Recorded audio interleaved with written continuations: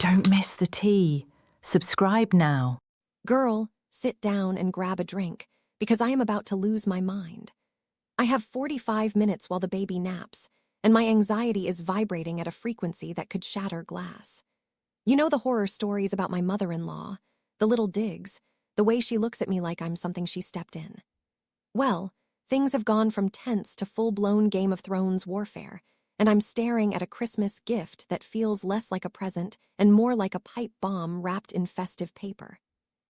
To understand why I'm shaking, we have to rewind to September. The baby was brand new, and I was suffering from PPD and an autoimmune flare-up. My in-laws visited, and one afternoon, while I was inside nursing my son, I heard her on the patio. She was ripping me apart to my husband, criticizing my parenting, my housekeeping, everything, while I was inside feeding her grandson. And it gets worse. Apparently, a week after I gave birth, she screamed at my husband, blaming him for my traumatic delivery because he didn't call her to the hospital. She made my birth trauma about her not being the center of attention. Later that evening, the tension was thick. I was in the living room, breastfeeding, and she walked in. She was drunk, slurring, swaying, red wine teeth drunk.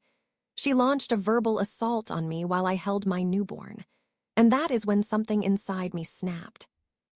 My drunk mother-in-law was screaming at me in my own living room while I was breastfeeding my newborn.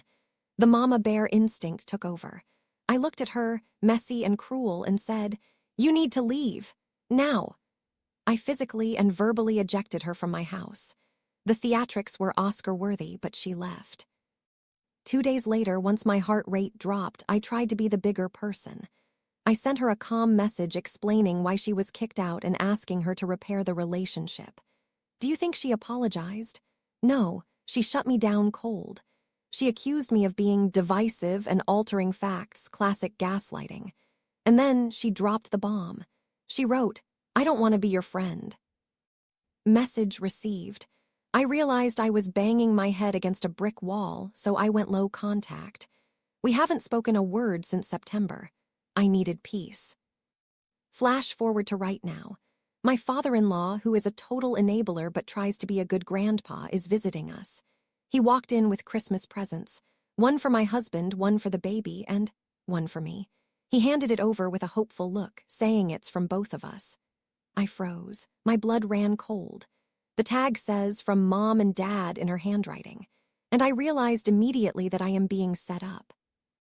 My father-in-law just handed me a Christmas gift signed by the woman who told me she didn't want to be my friend. Here is the tea. My mill uses gifts as weapons. She always has. It's a manipulation tool. She buys things so that later, when we try to set a boundary, she can scream, "After everything I've done for you, you are so ungrateful." It's a transaction. It's purchasing the right to abuse us.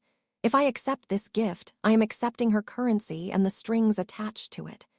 Furthermore, why would I accept a gift from someone who refuses to apologize for screaming at me while I held my baby? Friends give gifts. Enemies do not, unless it's a Trojan horse filled with Greeks ready to burn your city down.